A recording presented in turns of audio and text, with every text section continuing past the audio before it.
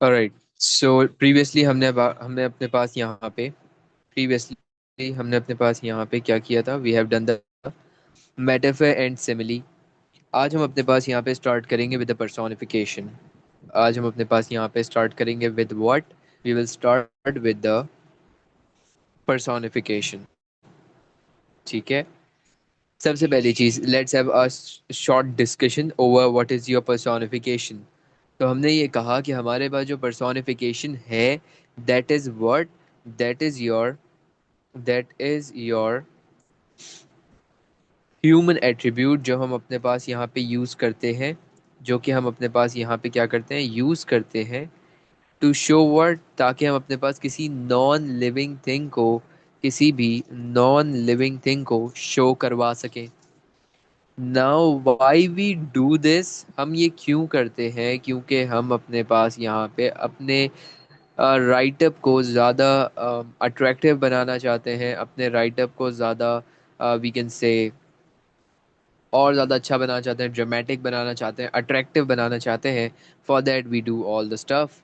ठीक है, तो सबसे पहले डू वन थिंग, अपने पास यहाँ पे इसके लिए एक हेडिंग डाल लो। अपने पास यहाँ पे इसके लिए एक हेडिंग डाल लो। ऐसा लिखना अपने पास ऐसा लिखना अपने पास, राइट डाउन personification, ऐसा लिखो।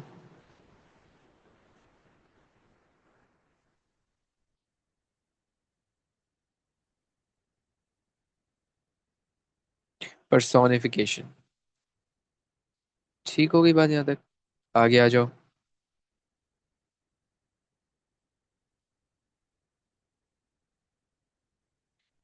नेक्स्ट इसका मीनिंग लिख लो। नेक्स्ट इसका मीनिंग लिखना।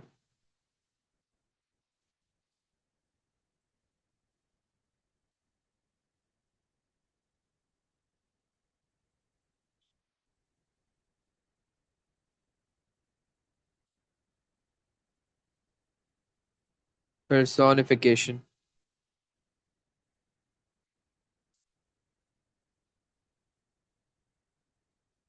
ठीक है, we are seeing the personification।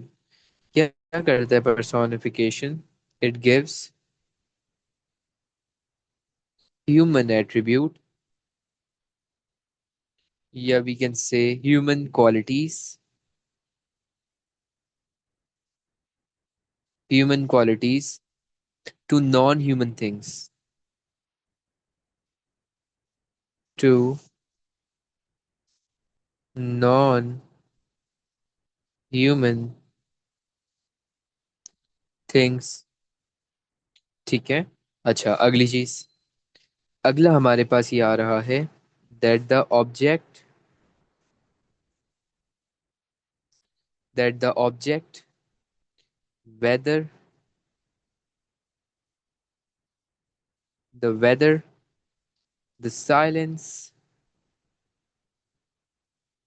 या we can say the time, ये वो चीजें हैं जो तुम अपने पास लेट सपोज बात कर रहे हो, एंड बात करते हुए तुम्हें यहाँ पे अपने पास इन चीज़ों के ऊपर डिस्कशन करनी है। तो तुम अपने पास क्या यूज़ कर सकते हो? You can use your personification. Check करो। अगर मैं तुम्हें लेट सपोज कहता हूँ that we are seeing the examples of human human actions. तो ह्यूमन एक्शंस हमारे पास क्या हैं? जरा उसको एक दफा चेक करना। एक मैंने कहा वी हैव विस्पर, बहुत सारे हैं, उनमें से मैं कुछ लिख देता हूँ। जैसे कि विस्पर, जैसे कि डांस, ठीक है, जैसे कि साइलेंस, या वी कैन से स्क्रीम, या we can say to smile, to smile, or to stare or to cry, anything of them, anything। सही है, ये सब आपके पास किस चीज़ के अंडर आ जाता है? ये सब आप लोगों के पास यहाँ पे आ जाता है under the heading of human attributes. ठीक है, ये सब आपके पास किसके अंडर आ जाता है? ह्यूमन एट्रीब्यूट्स के अंडर। सही। अच्छा, आफ्टर द क्लास मैं तुम्हें यहाँ पे इसके नोट्स सेंड करूंगा जो कि प्रॉपर बने हुए हैं। सही, अभी यहाँ से तुम अपने पास अगर कुछ कॉपी कर रहे हो तो कर लो, नहीं तो मैं तुम्हें एक प्रॉपर इसकी जो है वो बनी हुई पीडीएफ सेंड करूंगा। सही है, या फिर मैं ड्राइव में अपलोड कर दूंगा, वहां से देख लेना। आई होप ड्राइव का एक्सेस हो तुम्हारे पास। एंड अगर नहीं है तो जस्ट लेट मी नो, मैं आपके पास यहाँ पे इसको अपडेट करके फिर सेंड कर दूंगा। सही है। अच्छा, नेक्स्ट हमारे पास ये आता है डिस्कशन दैट अगर तो मैं लेट सपोज अपने पास पर्सोनिफिकेशन यूज कर रहा हूँ, अगर तो लेट सपोज मैं अपने पास क्या यूज कर रहा हूँ? Personification. So where I can use it, मैं कहाँ पर पर्सोनिफिकेशन को यूटिलाइज कर सकता हूँ? यानी यानी where where to use where to use the personification। Check करना। पहला, या तो तुम किसी प्लेसेस पर यूज कर लो, या तो तुम किसी प्लेसेस पर यूज कर लो, जैसे तुम किसी जगह को डिस्क्राइब कर रहे हो, किसी लोकेशन को डिस्क्राइब कर रहे हो, कर लो। टू, या तो तुम अपने पास इसको यूज करो in order describe the atmosphere, अपनी सराउंडिंग को। ठीक है, अपनी सराउंडिंग को डिस्क्राइब करने के लिए यूज कर लो। इसके अलावा तुम इसको यूज कर सकते हो इन ऑर्डर द नेचर, तुम यहाँ पे सीज, रिवर, रेन्स, इन सब से रिलेटेड जब बात कर रहे हो तब तुम अपने पास ये यूज कर सकते हो। किसी भी इमोशनल एस्पेक्ट से या किसी भी अपने पास यहाँ पे एब्स्ट्रैक्ट पर्सपेक्टिव से, तब तुम अपने पास इसको यूज कर सकते हो। ठीक है, तो यूज करने के लिए हमारे पास ये चार जगहें ऐसी हैं, ये चार पॉइंट्स ऐसे हैं जहां पर हमारे पास ये पर्सोनिफिकेशन बहुत अच्छे से फिट होता है। अब इसको समझने के लिए पहले जरा सी इसकी सिंपल एग्जांपल्स थोड़ी सी देख लेते हैं। देन फिर हम इसके यहाँ पे देन हम फिर इसके यहाँ पे थोड़े से कॉम्प्लेक्स एग्जांपल्स देख लेंगे। तो पहले we are seeing the simple examples. ऐसा देखो अपने पास एक एग्जाम्पल लिखना। इमेजिन इमेजिन तुम अपने पास बात कर रहे हो रिलेटेड टू द विंड। ठीक है, एक बहुत पॉपुलर पर्सोनिफिकेशन है, हो सकता है तुमने मुझसे ही कहीं दफा सुन लिया हो। That is the wind whispered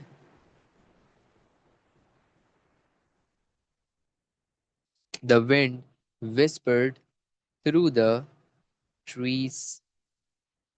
ठीक है, the wind whispered through what? It whispered through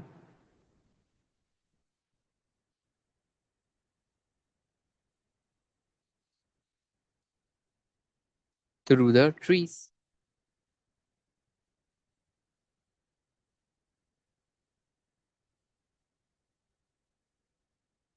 What the, my God,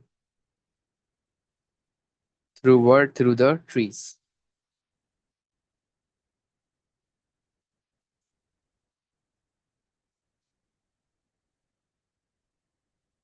आगे आ जाओ।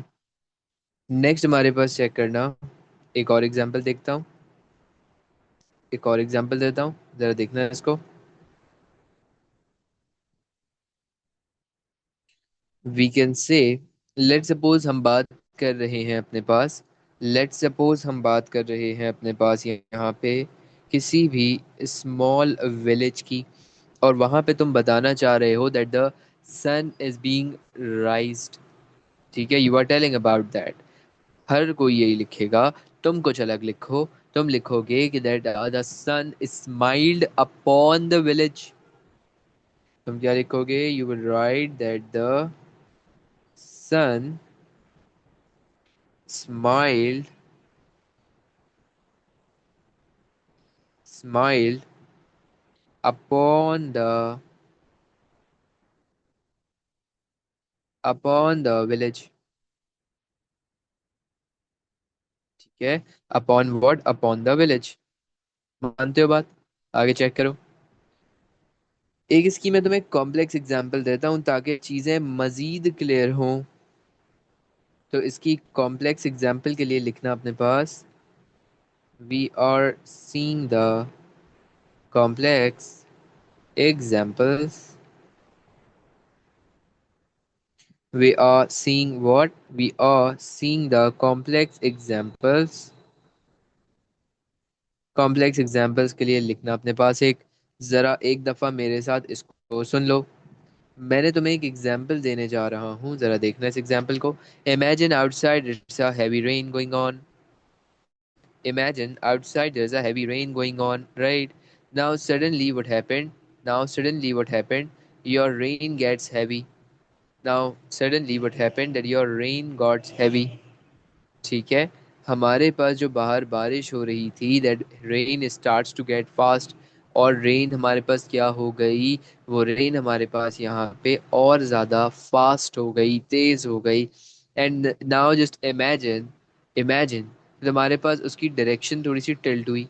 तो what happened? It will start to strike your window. It will start to strike your window. Now, when I'm telling you that it start to strike your window, it means कि अब तुम्हारे पास, can I say कि तुम्हारे पास your rain is hammering your window because it is making some sounds like something, someone is throwing something over it.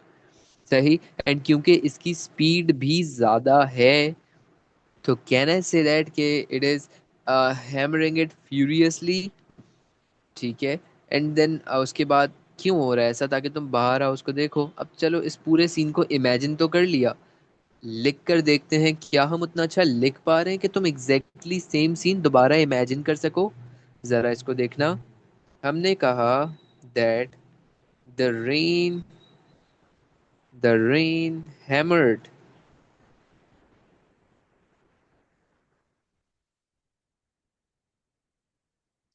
The rain hammered furiously, the rain hammered furiously against the window, against the window, demanding,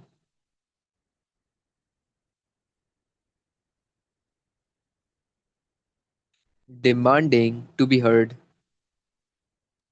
demanding to be heard। मानते हो बात? आगे check करो, आगे check करो, दोबारा सुनना।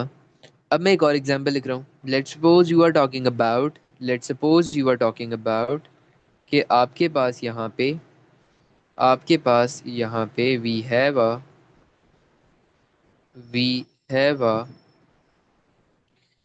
Ocean. ठीक है। We have a ocean. मैं लेट्स सपोज कोई स्टोरी लिख रहा हूँ, and I am having, let's suppose ने कहा मेरे पास यहाँ पे एक ओशन है। That ocean is basically that ocean is basically doing what? मैंने इसकी वेव्स को डिस्क्राइब करना है, मैंने ये बताना है इसकी मूवमेंट कैसी है, इसकी मूवमेंट कैसी है। चेक करना। मैं थोड़ा सा इसको बताऊंगा कि ये तुम्हारे पे जो ओशन का वाटर है, it comes forward while someone like I'm standing and I'm observing it. So how can I imagine it? How can I write it? जरा चेक करना इसको। मुझे बस कुछ भी करके ह्यूमन एट्रीब्यूट डाल देना है। ठीक है। इसको लिखना, the ocean the ocean swallowed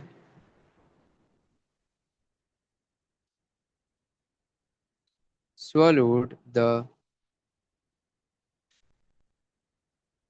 shore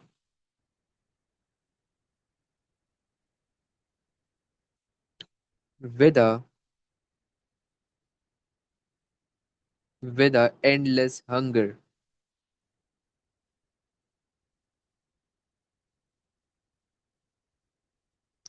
with what? with a endless hunger। मानते हो बात? चेक करो। क्या लिखा है यहाँ पे? दैट इट swallowed योर शोर विद अ एंडलेस हंगर। सही है। आई होप यहाँ तक की बातें तुम लोगों को समझ आ रही हैं। Is everything clear up till now? Is everything clear up till now? ठीक है, good enough. Good enough, good enough. आगे आ जाओ, नेक्स्ट स्टार्ट करते हैं हम अपने पास। नेक्स्ट स्टार्ट करते हैं हम अपने पास यहाँ पे ओनोमेटोपिया। इन एग्जाम्पल्स को एक दफ़ा देख लो अच्छे से। इन एग्जाम्पल्स को एक दफ़ा अच्छे से देख लो। मैं कुछ बातें बताता हूँ, फिर पर्सोनिफिकेशन की याद रखनी है। तुम देखते रहो, मैं तुम्हें बताता रहता हूँ। पर्सोनिफिकेशन आपके पास यहाँ पे कब यूज़ होगी? पहली चीज़, जब आपको अपना राइट अप ड्रामेटिक बनाना हो, इमेजिनेटिव बनाना हो, या अपने इमोशनल एस्पेक्ट से किसी चीज़ पे बात करनी हो। फिर आपने कहा कि आपने अपने पास यहाँ पे पर्सोनिफिकेशन को कहाँ पे मोस्टली यूज़ करना है। तो मैंने कहा बेटा, जब आप अपने पास इसको यूज़ करना चाहें, you can start it using it at weathers, you can start using it at your nature, your places, your atmosphere, your surrounding, your emotions, या एनी एब्स्ट्रैक्ट थिंग्स। अच्छा सवाल, एब्स्ट्रैक्ट थिंग क्या होता है? सही है, वैलिड क्वेश्चन है। Abstract thing का मतलब दैट कोई ऐसी आपके पास we can say critical thing जो कि हम अपने पास नॉर्मली फील करते हैं, कोई इमोशंस, जैसे फियर, जैसे होप, जैसे डेथ, जैसे कि टाइम, लोनलीनेस, इस टाइप की चीज़ें। That is your abstract things, और we can also say it as emotions. सही है। फिर इसके अलावा जब हम अपने पास इस चीज़ को देखते हैं, तो याद रखना पर्सोनिफिकेशन को यूज़ करने की सबसे अच्छी जगह कौन सी है? There is a story openings, there is a descriptive paragraphs, there is the weather scenes, there is a suspense scenes, या we can say there is a emotional, या we can say your sad scenes या sad moments। इन जगहों पर आपके पास ये personification बहुत अच्छा suit करता है। सही है। आई होप यहाँ तक की बातें तुम्हें समझ आ रही हैं।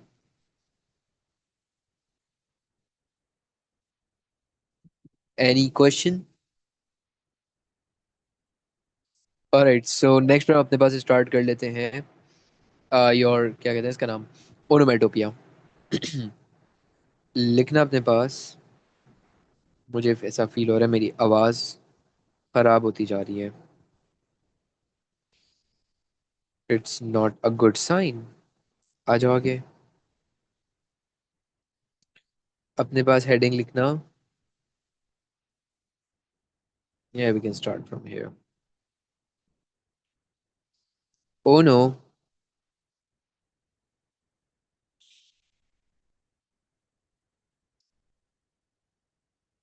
ओनोमेटोपिया। नाम ही अजीब सा है, काम ज़्यादा अच्छा है। ओनोमेटोपिया कहाँ यूज़ होता है? ओनोमेटोपिया कहाँ यूज़ होता है? तो लिखना, ऐसा लिखो, that your onomatopoeia is used in, it is used in what? To produce, yeah, we can say it is being used in, it is being what? It is being used, it is a word,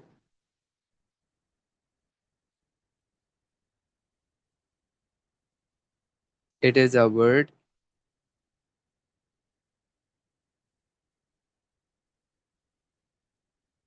that sounds like a, that sounds like a sound, like a sound. It describes।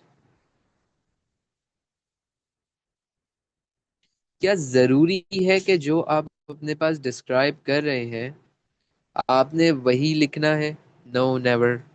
ज़रूरी नहीं है। तो फिर तो फिर आपने अपने पास यहाँ पे उस साउंड को रिलेट करना है, उस साउंड को रिलेट करना है, वही साउंड जो आप अपने पास यहाँ पे ये कहते हैं दैट, कि बस समझ आ जाए, इमेजिन कर ले ऐसा हो, तो ऐसा ही है। मैं आपको कहूँ कि there is a bang, you can imagine it right. मैं अगर आप लोगों को बज वर्ड बोलूँ, you will imagine your bees buzzing around you. मैं अगर आपको क्लॉक का टिक टॉक बोलता हूँ, यू विल अंडरस्टैंड इट। यार मेरे पास एक क्लॉक है, it moves tick tick tick tick, right. अब आप उसको टिक टिक भी बोल सकते हैं, उसका आप टिक टॉक भी बोल सकते हैं। ठीक है। Whisper, again you all know, you all do whispering. Plus roar या आई एम रोरिंग। ठीक है। सो इस तरीके से आप अपने पास यहाँ पे इन वर्ड्स को यूज कर सकते हैं। अब सबसे पहली चीज, वर्ड्स ही नहीं पता होते तो कुछ कॉमन वर्ड्स लिख लो। कुछ कॉमन वर्ड्स लिख लो, इसके लिए ऐसा लिखना, common, ono, onomatopoeic words,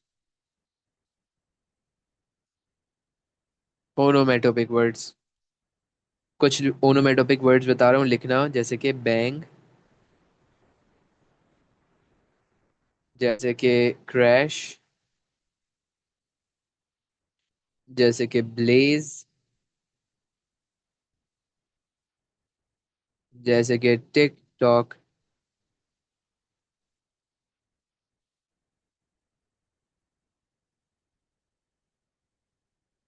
जैसे कि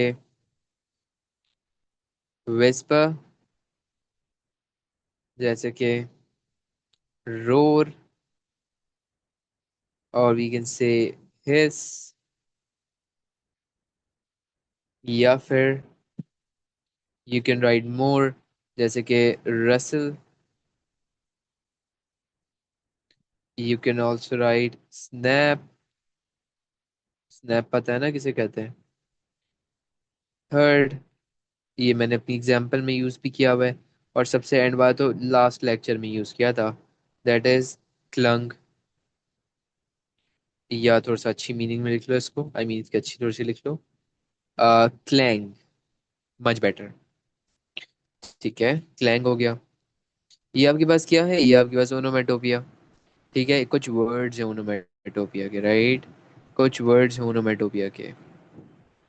यहाँ पर जो मैं लिख रहा हूँ, जो मैं लिख रहा हूँ basically what we are saying that, we are saying that कि तुम क्यों करते हो ऐसा। क्योंकि तुम्हारे पास, you want to make your write up more dramatic, you want to make your write up more sensory, you want to make it more realistic. ज्यादा अच्छा लिखोगे, ज्यादा इन सारे एलिमेंट्स को डालोगे, तुम्हारे एक्शन सीन्स, तुम्हारे डिस्क्रिप्टिव सीन्स बहुत अच्छे जाएंगे। इससे समझ ज्यादा अच्छे से आता है, मैं इमेजिन ज्यादा अच्छे से कर सकता हूँ। अच्छा, अगेन एक सवाल, तो कहाँ कहाँ यूज कर सकते हैं, हर जगह, जिस जिस चीज में आवाज है उस जगह में यूज कर सकते हो। Like for example your weather, your for example your actions, animals, everyday sounds, इन सब में यूज कर सकते हो। इन सब में यूज कर सकते हो। पहले इसके हम अपने पास डायरेक्टली क्या देख लेते हैं, कुछ कॉमन एग्जांपल्स। या कॉमन छोड़ो, पहले कॉम्प्लेक्स एग्जांपल्स देखते हैं। कुछ कॉम्प्लेक्स एग्जांपल्स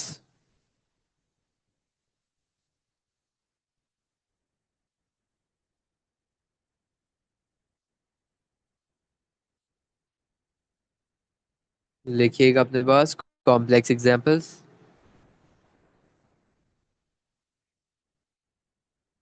पहली example,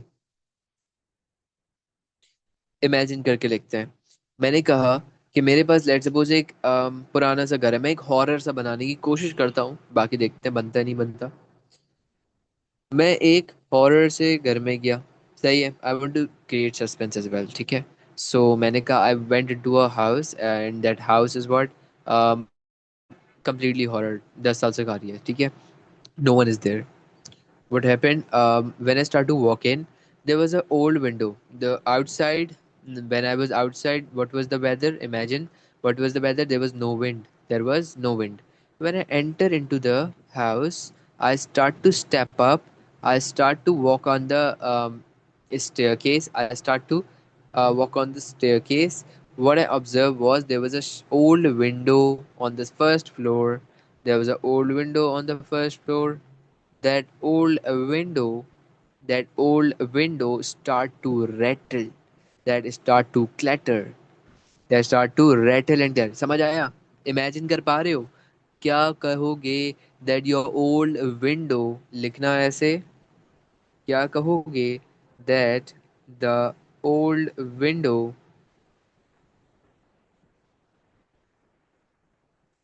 old window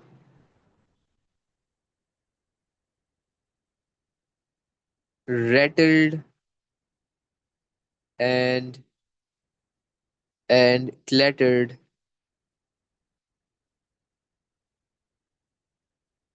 rattled and clattered in the violent wind,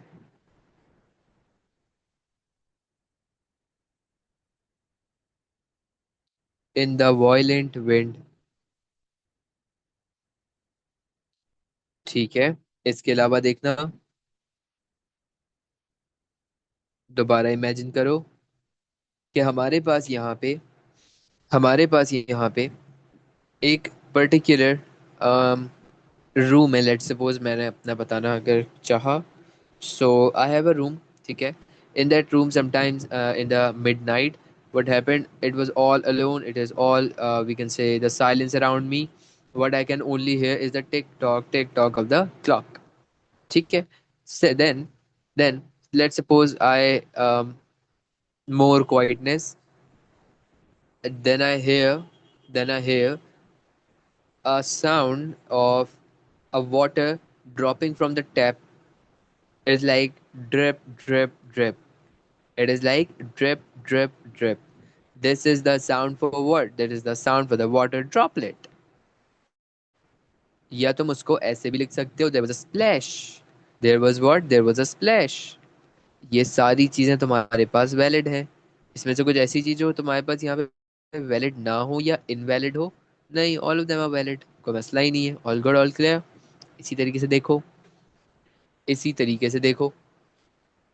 अब यहाँ पे इन सब से मेरे पास क्या हो रहा है? Can I tell about the silence in my room? Yes I can. दोनों को एक दफा लिख कर देखते हैं। समझ तो आ रही है ना तुम लोगों को? कोई मसला तो नहीं है? Is everything clear? हाँ बोलो, क्या हुआ?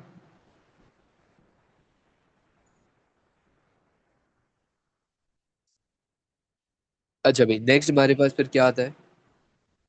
देखना, इसकी एक एग्जांपल, ओनोमेटोपिया की एग्जांपल चेक करो।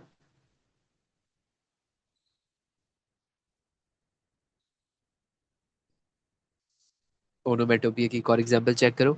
That the only sound in the room, only sound in the room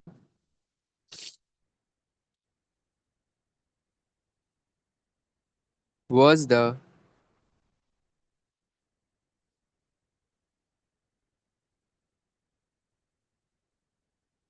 tick tock of the clock,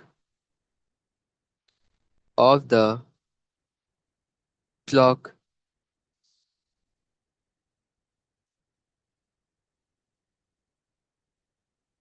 of the word of the clock।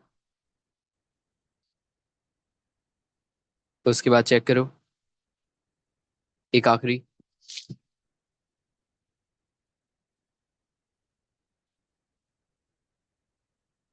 वही जो अभी मैंने तुम्हें थोड़ी देर पहले सेकंड एग्जांपल समझाई थी, उसको मैं दोबारा लिखता हूँ यहाँ पे। The tap went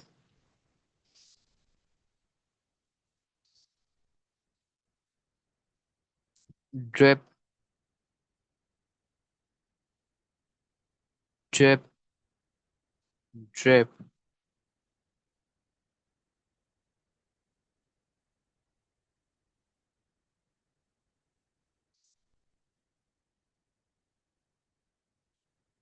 the tap went drip, drip and drip. आगे चेक करो। हमेशा अपने पास एलिप्सिस यहाँ पे सही रखना, एलिप्सिस सही रखना, इक्वल एलिप्सिस रखना, यहाँ पे चेंज मत करना एलिप्सिस को। उसके बाद मेकिंग, एलिप्सिस अगर नहीं पता तो वो जो तीन डॉट मैंने लगाए थे वो आपके एलिप्सिस कहलाते हैं। Making the silence,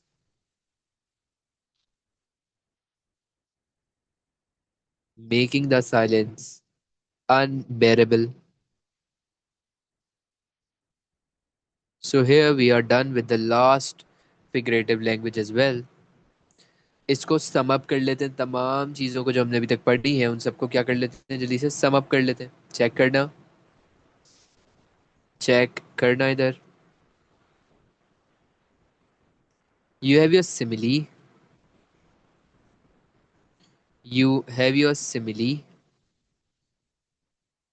Why we use simile? तो हमने कहा to create images. To create image. मैंने पूछा why we use metaphor. तुमने कहा तुमने कहा to create depth.